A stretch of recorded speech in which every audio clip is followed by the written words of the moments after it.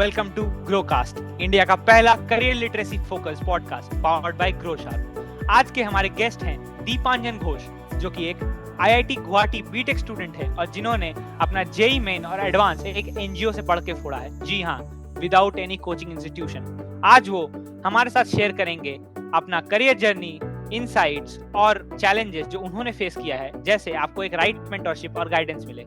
So make sure to watch this video till the end to know everything.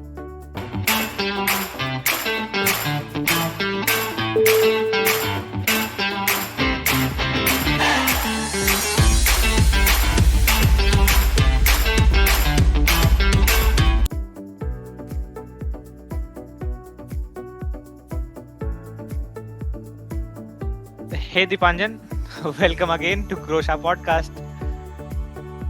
So without any delay, Dipanjan, आप अभी क्या कर रहे हो और आप अपने आप को एक बार डिस्क्राइब करोगे हमारे व्यूअर्स के लिए तो अच्छा होगा। आप अभी क्या कर रहे हो, कहाँ पे हो, कौन से कॉलेज पे?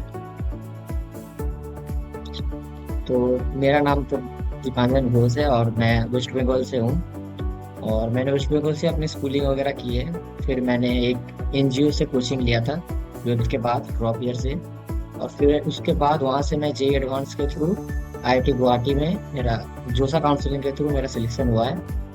और मैं अभी बीटेक केमिकल इंजीनियरिंग ब्रांच है मैं सेकंड सेमेस्टर अभी मेरा चल रहा है।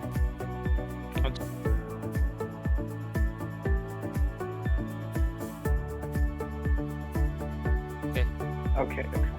सो दीपांजन, आपने जैसे बताया आप एनजीओ से आईआईटी तक पहुंचे। ये जनरली बहुत कॉमन नहीं होता है, बहुत अनकॉमन एक जर्नी है। सो आप अगर अपनी जर्नी शेयर करोगे, आपने कैसे पढ़ाई की, आप कौन कौन से आपने बुक्स फॉलो किए, और अगर कोई आपका एक्स्ट्रा स्ट्रेटजी था तो अगर वो आप शेयर कर सको। तो मैंने अपना स्टार्ट तो किया था जेएनवी दुर्गापुर से। 6 से वहाँ पे स्टार्ट किया था मैंने। उसके भी मतलब एग्जाम्स होते हैं और उसके थ्रू मैंने क्वालिफाई किया था जेएनवी के। और सेंट्रल गवर्नमेंट सीबीएसई बोर्ड होता है जेएनवी, एक्चुअली हॉस्टल जैसा।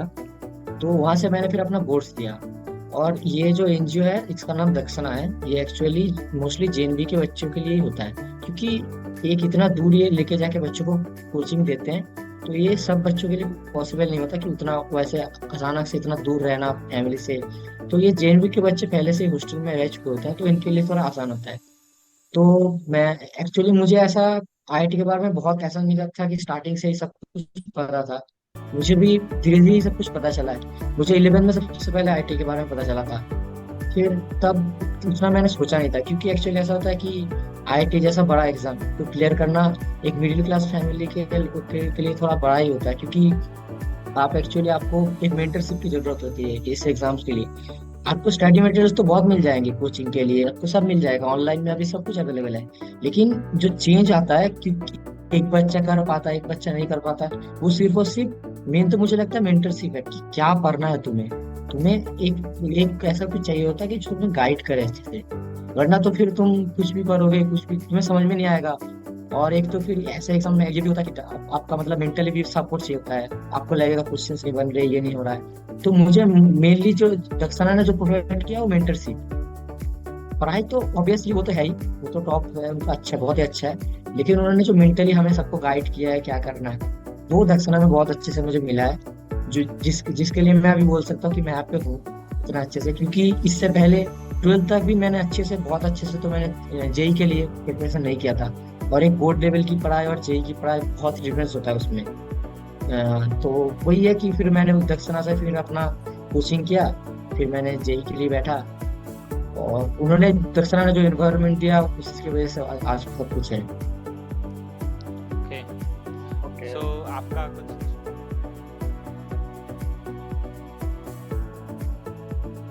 हट के बात करते हैं, आपके स्कूल लाइफ के बारे में थोड़ा बात करते हैं। तो क्या आप शुरू से ही एक अच्छे स्टूडेंट हो, मतलब क्लास 6 से क्लास 7 से आप अच्छे स्कोर वाले टॉपर रहे हो क्या आप? नहीं, ऐसा कुछ नहीं है। जैसे मैं अपने जो जेएनवी के जो उसमें होता है, मैं उसमें सेकंड था। तो मतलब उसमें सेकंड लिस्ट में गया था 6 के उस एक महीने बाद। और अगर वहाँ पे मैं अपने पोजीशंस बताऊँ क्लास में, तो मैं टॉप 10 में रहता था। लेकिन मैंने कभी टॉप नहीं किया, ये सच बात है। मैंने अच्छा। 6 से 12 तक टॉप नहीं किया, बस 12 के बोर्ड में टॉप किया है। तो ओके। डिफरेंस यही था कि मैंने कंसिस्टेंटली किया था चीजों को। और डाउनफॉल आते हैं, ऐसा नहीं कि अगर मैं 12th में बोर्ड में मेरा खराब हुआ तो ऐसा भी नहीं हो सकता है, कुछ भी हो सकता है। लेकिन अगर आप कंसिस्टेंसी चीजों का कर रहे हैं तो आपका जो एंड होगा वो बेटर ही होगा। तो मेरे को ऐसा नहीं लगता कि आपको अगर जेई क्रैक करना है तो आपको कॉलेज में मतलब आपके स्कूल में टॉप करना है। आपको ऐसा नहीं लगना चाहिए कि मैं तो टॉप 10 में भी नहीं आता, मेरे से कैसे होगा।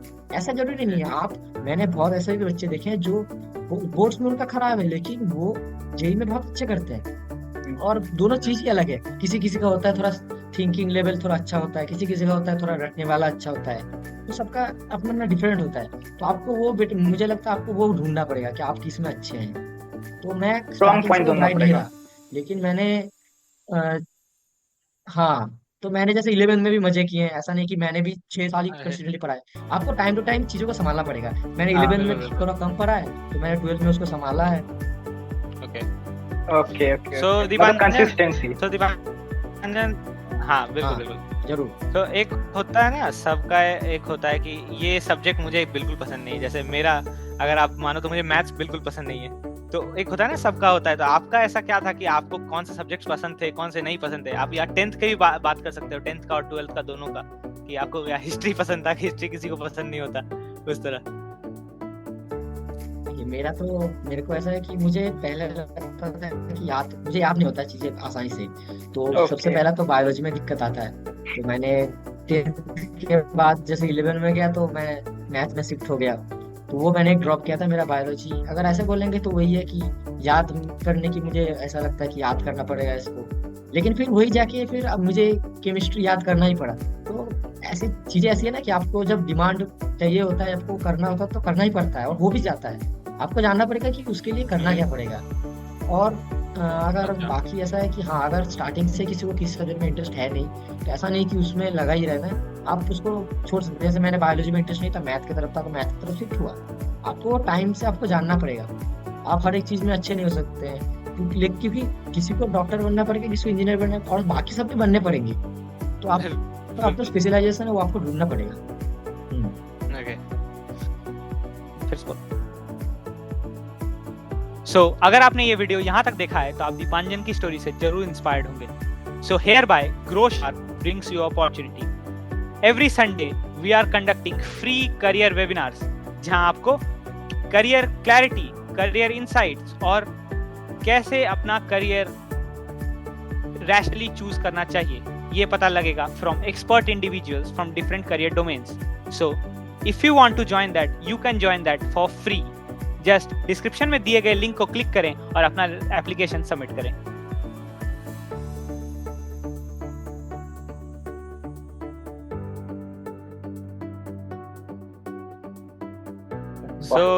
जैसे दीपांजन, सबको पता है कि जो साइंस स्टूडेंट्स हैं जनरली उनको पता होगा कि जो स्कूल लेवल के जो कॉन्सेप्ट्स होते हैं, जो एनसीईआरटी और जो बोर्ड का जो सिलेबस होता है और जेई का जो सिलेबस होता है, कॉन्सेप्चुअल एप्लीकेशन बेस्ड बहुत होता है। उनमें एक बहुत बड़ा डिफरेंस आ चुका है। जनरली जो सिलेबस जो डिलीट हुआ है उसके बाद भी बहुत बड़ा डिफरेंस आ गया है। आपने उसको कैसे मैनेज किया? आपने उसको ब्रिज कैसे किया वो गैप को? अगर आप वो शेयर कर पाए कि स्कूल लेवल और जेई को। पहले तो मैंने 12th तक अपना ऐसा किया था कि एक जो हर एक चैप्टर्स वही होते हैं, लेकिन अगर आप ऐसे बोर्ड के साइड से जाएं और जेई लेवल किसी भी आप कॉम्पिटिटिव में जाएं तो आपको अलग से प्रिपरेशन करना पड़ेगा, क्योंकि उनका फॉर्मेट अलग होता है। लेकिन जो हर एक चीज सब में मतलब कॉमन होता है वो है कंसेप्ट। तो मैंने पहले जेएनबी से जो किया था, मैंने अपना सारे चैप्टर्स के लगभग कंसेप्ट मैंने सही कर लिया था। और उसके बाद मैं जब दक्षिणा गया तो दक्षिणा में स्पेशली जेई के लिए मुझे पढ़ाया गया। तो उन्होंने इस मेरे को गाइड किया कि कैसे क्या पढ़ना है, कौन से बुक्स करने हैं। और अगर बाहर के बच्चों को अगर मैं सजेस्ट करना चाहूंगा तो उन्हें बोलूंगा कि आप ऑनलाइन बैचेस तो अभी बहुत सारे अवेलेबल ही है, आप वो सब ज्वाइन कीजिए, वो उनमें देखिए। पीडब्ल्यू में भी काफी, अगर आप देखेंगे तो कम प्राइस में काफी अच्छे अच्छे बैचेस अभी चल रहे हैं। तो आप कहीं से भी कुछ कर सकते हो। और बाकी ऑनलाइन फ्री वीडियोस भी बहुत है। अगर आप बैच भी नहीं ले सकते तो भी कोई दिक्कत नहीं आगे। आजकल ऑनलाइन में इतना कुछ है। लेकिन हाँ, सबसे बड़ी चीज मुझे जो लगता है कि आप किसी से गाइडेंस जरूर लीजिए कि आप क्या कर रहे हैं, किसी को प्रोग्रेस बताते चलिए, तो वो बेटर रहेगा। क्योंकि ऐसा होता है ना कि आप जब घर में प्रिपरेशन करते हैं, आपको पता नहीं चलता कि आप कितना क्या कर रहे हैं। एक बाहर का बच्चा क्या कर रहा है, आप क्या कर रहे हैं, क्योंकि आप घर में अकेले एग्जाम दे रहे हैं, ये कर रहे हैं। और बाहर जब जाएंगे आप जेई देने, तो आप 14 लाख, और जेई में 2.5 लाख बच्चे के साथ compete करेंगे, तो कंपटीशन का पता नहीं चलता है। तो इसीलिए मुझे ऐसा लगता है कि मेंटर्स जरूरी है, और आप एग्जाम्स वगैरह देते रहिए, तो आपका जो प्रोग्रेस वो भी पता चलता रहेगा कि आप सही डायरेक्शन में जा रहे हैं कि नहीं। तो वही है कि ऑनलाइन आपको थोड़ा सा रिसर्च करना पड़ेगा पहले तो,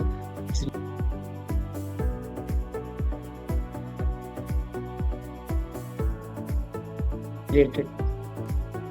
अच्छा। ओके। सो अगर जैसे कि आपने तो शायद अपना पहला अटेम्प्ट में ही अपना जेई निकाल दिया था, लेकिन बहुत सारे बच्चे अपना जेई फर्स्ट अटेम्प्ट में नहीं निकालते, या अगर कोई 1 साल ड्रॉप भी लेता है तब भी बहुत लोग का अनफॉर्चुनेटली ऐसा ड्रीम कॉलेजेस में नहीं हो पाता जो वो चाहते, जैसे आईटी दिल्ली, आईटी बॉम्बे। तो अगर जो बच्चे पहले अटेम्प्ट में नहीं निकाल पाते हैं, तो उनके लिए आपका क्या सजेशन है? क्योंकि उनके पास एक और ये नहीं होता है ड्रॉप लेने के लिए, हो सकता है उनकी फाइनेंशियल कंडीशन ठीक नहीं हो वैसे, तो आपका क्या सजेशन है इसके लिए?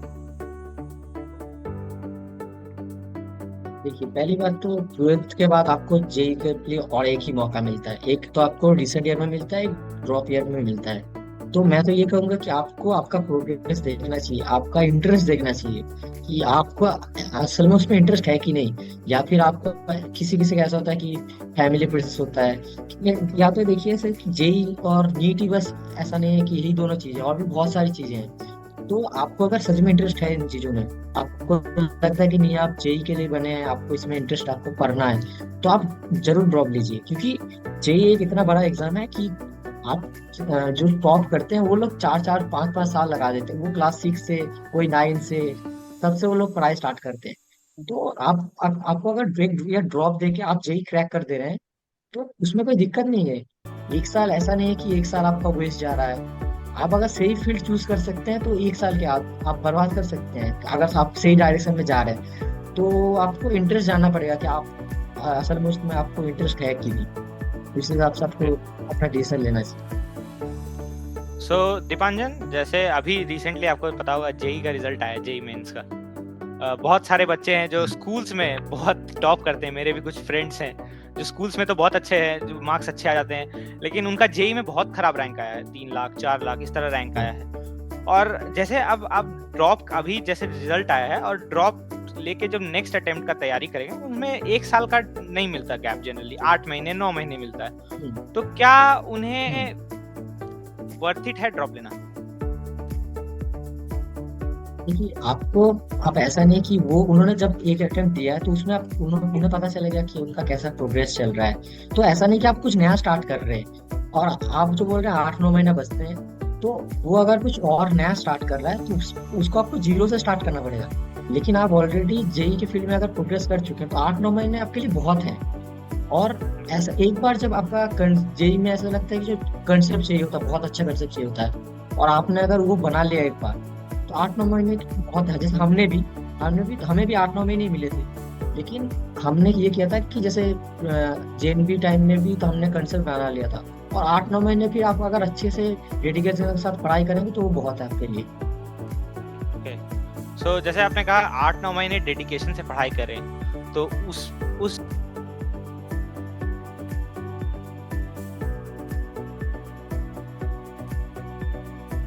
में वो क्या करे, एक बच्चा क्या करे जो ड्रॉप स्टूडेंट है? अगर आप कुछ बता पाए, पीवाईक्यू सॉल्व करे, क्या कौन सा बुक यूज करे, या क्या स्ट्रेटेजी होनी चाहिए उसकी 8-9 महीने, कैसे वो फोकस्ड रह पाए डिस्ट्रैक्शन से, क्योंकि डिस्ट्रैक्शंस भी बहुत हो चुके हैं आजकल।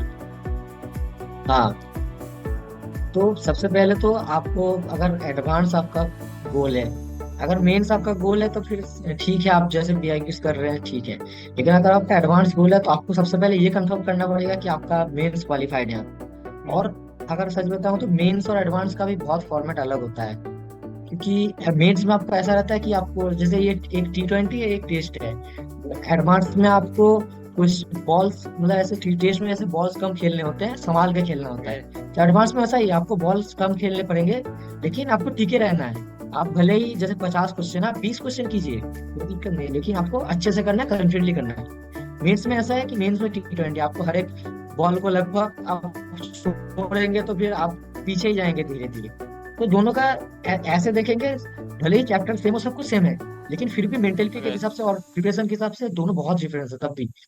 तो 8-9 महीने आपको तो पहले मेंस को आपको सबसे अच्छे क्लियर करना है, आपको कॉन्फिडेंट रहना है कि मेंस मुझे क्वालिफाइड मेरा है। उसके बाद एडवांस में जो सबसे बेसिकली चाहिए कंसेप्ट, आपको हर एक चैप्टर को अच्छे से कंसेप्ट कीजिए, उसको शॉर्ट नोट्स बनाइए, और फिर जो बहुत सारे अभी ऐप्स मिलते हैं आपको, और आप कोर्स भी ले सकते हैं। कोर्स उतने महंगे आजकल नहीं है, जो भी ऐसे PIQs कराते हैं। अभी ऑफलाइन भी कुछ कोचिंग सेंटर्स करा रहे हैं, ऐसे एग्जाम्स वगैरह कंडक्ट कराते हैं वो लोग, तो अब वो भी दे सकते हैं।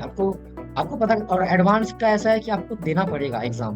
आपको ऐसा नहीं कि आप समझ गए, क्योंकि ऐसा होता है कि हर एक क्वेश्चन वहाँ पे नया होता है, और अगर आप क्वेश्चन करके जा रहे हैं सिर्फ, तो ऐसा नहीं कि वो वहाँ पे वो क्वेश्चन आएगा, वहाँ पे कुछ अलग ही आएगा, वो किसी को पता नहीं होता है। तो मेन तो आपको सेम रहेगा वो कंसेप्ट कोई नहीं बदलता है। तो आपको एडवांस के लिए तो कंसेप्ट को फोकस करना है आपको, और एटलीस्ट तो चाहिए, हर एक चीज चाहिए, दोनों में चाहिए। ओके,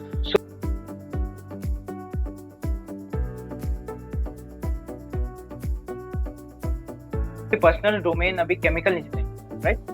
सो जब एक साइंस का बच्चा आईटी की प्रिपरेशन करता है, तो या किसी भी एग्जाम की प्रिपरेशन करता है, जब जैसे आज जो नीट की प्रिपरेशन करता है, सो उनके लिए केमिस्ट्री एक तो वीक पॉइंट बन जाता है कि हाँ फिजिक्स में अच्छे हैं, मैथ्स तो कर लेंगे क्योंकि वो प्रैक्टिस की जरूरत है।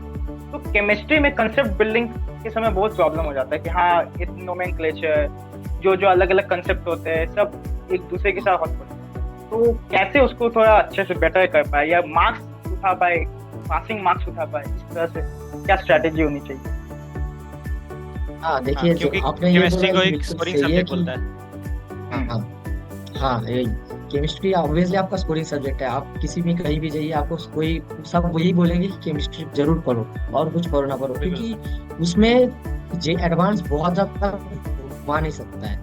लेकिन उसमें भी कंसेप्ट अगर मैं बोलूँ तो उसमें भी बहुत सारे चैप्टर्स हाँ कुछ याद करने वाले होते हैं, तो उनके लिए भी आपको अगर मार्क्स चाहिए तो आपको करना पड़ेगा। आप मैं जैसे कि मैंने बोला, शॉर्ट नोट्स बनाइए, आप उसके आप न्यूमोनिक्स खुद बनाइए, या फिर ऑनलाइन भी बहुत है। जैसे हमें भी अपने जे टाइम, हमें तो मोबाइल का उतना सुविधा मिला नहीं था, क्योंकि वहाँ पे ऐसे अलाउड नहीं था, कि मोबाइल कहीं ना कहीं आपको डाइवर्ट करता ही है।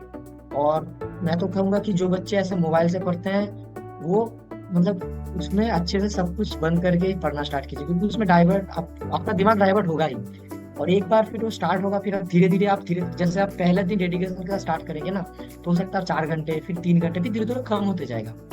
मैं यही सजेस्ट करूंगा कि आप मोबाइल को आसपास ना रखें, आप बुक से ट्राई करें पढ़ने का। लेकिन आपको अगर बुक से कम हो तो ठीक है, मोबाइल से पढ़े, लेकिन किसी के गाइडेंस में, ऐसा नहीं कि आप डाइवर्ट हो जा रहे हैं। बिल्कुल। जो कि आपने अभी पूछा कि केमिस्ट्री का जो आपने बोला, तो हाँ, केमिस्ट्री जरूर पढ़ना चाहिए उन्हें। उसके न्यूमोनिक्स बनाइए, उनको याद कीजिए, और सबसे मेन जो चीज है कंसिस्टेंसी। जो हमने किया है, हम डेली चीजों को देखते थे। जैसे आपने 2 महीने एक चैप्टर पढ़ा, और केमिस्ट्री कुछ चैप्टर ऐसे है भी जो आपको बहुत टाइम लगता है करने में, और फिर आपने उसको 1 महीने छोड़ दिया, तो आप उसको भूल जाएंगे, उसका कोई मतलब नहीं है। फिर आप उसको जीरो से स्टार्ट कर रहे हैं। तो जैसे आप मैं बताता हूँ, एक कैपेसिटर जब चार्ज होता है तो उसका ग्राफ होता है ऐसे होता है। तो स्टार्टिंग में बहुत जल्दी चार्ज होता है, फिर वो बहुत धीरे धीरे चार्ज होता है। तो वो जो पोजीशन है ना, जो धीरे धीरे होता है, वो कभी एक दिन में नहीं होगा। तो वही है कि आप उसको पढ़ तो लेंगे बहुत जल्दी, आपको लगेगा हो गया, अब तो से बंद करते हैं 2 दिन बाद, लेकिन फिर आप 2-3 दिन बाद वो भूल जाएंगे पूरा। और फिर आपको फिर 2-3 बाद खोलेगा, आपको लगेगा यार ये तो पढ़ा था, ये तो सब भूल गया मैं। तो डिफरेंस एक बच्चा क्या करता है, जैसे हमने किया था, हमने उसको डेली देखा। पहले जैसे हमने पहले एक हफ्ते क्या किया कि हम 2-3 घंटे बाद निकाल के देख रहे हैं। और आप अगर जैसे 2-3 घंटे बाद कुछ पढ़े हैं, आपको देखते याद आएगा कि वहाँ पे क्या लिखा है। तो एक हफ्ता ऐसे किया, फिर एक हफ्ता बाद आपको ये भी याद हो जाएगा कि हर एक पेज में कहाँ क्या लिखा है। तो हमने ये किया, क्योंकि चीजें इतने सारी है, आप जब इतने ऑल इंडिया लेवल पे कम्पीट कर रहे हैं, आपको थोड़ा सा घिसना पड़ेगा, एक्स्ट्रा ऑर्डर बनना पड़ेगा। बिल्कुल, yes, old school method, yes. So Dipanjan, अब जैसे अब थोड़ा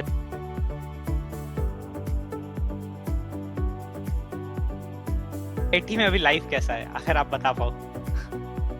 कैसा लग रहा है आपको आईआईटी में, आईआईटी गुवाहाटी में? सबका ड्रीम होता है आईआईटी। मैंने जितना सोचा था, हाँ वही, मैंने जितना सोचा था उससे भी बहुत अच्छा है, मैं बताऊं। क्योंकि मैं जिस टाइम से देख के आ रहा हूँ, जेई टाइम में जो मैंने प्रिपरेशन किया है, जो जितना मेहनत किया है, पढ़ाई 10-12 घंटे दिन के मिनिमम एवरेज पढ़ाई, उसके बाद यहाँ पे आपको लगेगा कि आप पूरा फ्री हो, आपके यहाँ पे फेस्ट होंगे, यहाँ पे क्लब्स है, यहाँ पे करने के लिए सब कुछ है।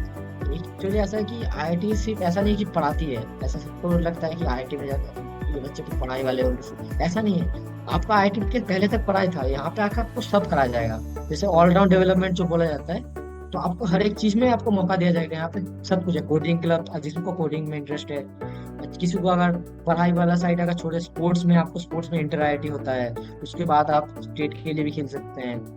और आपको डांस में, म्यूजिक में इंटरेस्ट है तो उसके लिए भी क्लब्स बने हैं, सब कुछ बना है। आप उसमें अगर आगे बढ़ना है उसमें भी कर सकते हैं, आपको उसके भी सर्टिफिकेट्स मिलेंगे, सब कुछ आपको इंटरेस्ट। और मेरा और फेस्ट भी होते रहते हैं टाइम टू टाइम। तो बेसिकली आपको पहले वो जो जेई का एक पड़ाव है वो पार करना है, अगर आपको ये वाली जिंदगी चाहिए। और मैंने जेई टाइम पे जैसे 12 घंटा पढ़ा है, अभी मैं मुश्किल से दिन का 1 घंटा पढ़ता हूँ। और जो यहाँ का टॉपर है वो भी 2 ही घंटा पढ़ता है, उतना ही काफी होता है। क्योंकि हाँ, क्योंकि आपको यहाँ पे सिर्फ पढ़ाया नहीं जाएगा, सिलेबस ठीक है बहुत कम है, आपको बाकी चीजें करनी है, आपको स्किल सीखने हैं। क्योंकि कंपनीज में जाके फिर आपको, कंपनीज में ऐसा नहीं कि आपको कंपनी में काम करनी है, तो 4 साल में आपको स्किल सीखने हैं कि आप क्या करेंगे, काम क्या करेंगे।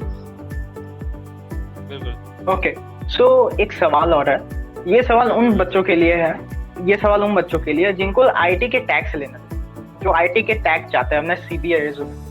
जैसे कि क्या होता है कि बहुत बार एग्जाम्स क्वालिफाई नहीं होते, तो बच्चे आईआईटी नहीं जा पाते, उनको कोई छोटे मोटे कॉलेजेस में वो बीटेक लेकर के अपना नेक्स्ट अपने करियर की तरफ मुख बना होता है। लेकिन आईआईटीज, हमने कुछ रिसर्च की है तो हमें पता चला कि आईआईटीज जो बड़े बड़े कॉलेजेस होते हैं, वो लोग एक अदर पार्ट भी निकालते हैं बच्चों के इंटर के लिए। हो सकता है वो बीटेक नहीं हो, लेकिन अदर जो प्रोग्राम्स होते हैं, बीएससी हो गया, आपका हो गया डिप्लोमा हो गया, या सर्टिफिकेशन कोर्स हो गया, ऐसे आईआईटीज निकालते हैं। आपके भी आईआईटी ने कुछ निकाला है, मैंने रिसर्च किया था, आईआईटी गुवाहाटी ने निकाला है, बीएससी प्रोग्राम निकाला है। सो उसके बारे में कैसे पता लगाया जाए और कैसे उसमें अप्लाई किया जाता है और क्या उसका सिलेक्शन प्रोसेस होता है, क्या आपको कुछ पता है इसके बारे में? अगर आप पता है तो प्लीज।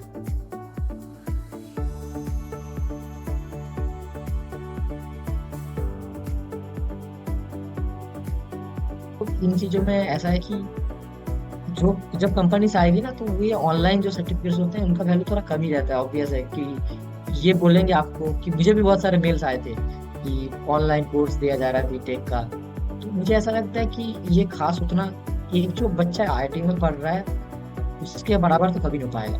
लेकिन अगर आपको इंटरेस्ट है, आपको एक टैग चाहिए, आपको मदद तो जरूर देगा, ऐसा नहीं कि इसका कोई मतलब नहीं, मदद तो जरूर देगा। लेकिन आपको इंटरेस्ट समझना पड़ेगा किस चीज में मुझे अच्छा होगा, और उसके आपको उसमें फायदा हो रहा है क्या, जो आप कोर्स ले रहे हैं उसमें। अगर आप सिर्फ अगर उस डिग्री के लिए कर रहे हैं, टैग के लिए कर रहे हैं, तो कोई उसका मतलब नहीं है। क्योंकि कंपनी आपका डिग्री तो देख लेगी कि आपने ये डिग्री किया है, लेकिन आपको डिग्री का कुछ आता ही नहीं है अगर, तो फिर कोई मतलब नहीं है, फिर आप कंपनी में टिक नहीं पाएंगे। और आपको वो लोग भी क्वेश्चन तो पूछेंगे ही, तो आप फंस जाएंगे अल्टीमेटली, और सब कुछ भी, टाइम भी बर्बाद, सब कुछ बर्बाद। तो अगर आप ऑनलाइन कुछ कर रहे हैं, तो मेरे भी कुछ दोस्तों ने अप्लाई वगैरह किया है, कर रहे हैं, ठीक है, बढ़िया है, खराब नहीं है। लेकिन आपको साथ ही साथ आपको स्किल्स भी सीखना है। ऐसा नहीं कि ये मेरे पास है, इसी सर्टिफिकेट के बेसिस पे कंपनी आ जाएगी, ऐसा नहीं है। तो अगर कोई इसमें अप्लाई करता है तो उसको पीरियडिकली अपना स्किल के ऊपर फोकस करना चाहिए, क्योंकि जब वो कंपनीज आएंगी तो वो अपने स्किल के बेसिस पे ही उसमें जाएगा। बिकॉज ऑफ आईआईटी टैग या आईआईटी कैंपसिंग उसको एक अच्छी कंपनी मिल सकती है, लेकिन स्टैंड उसको अपने स्किल के ऊपर करना, राइट? बिल्कुल। और ऑनलाइन डिग्री जैसे कि अभी थोड़ा नया ही आया है ना, तो कंपनीज भी उतना वो नहीं करेगी, उसको प्रेफर नहीं करेगी। ओके, अच्छा, ओके।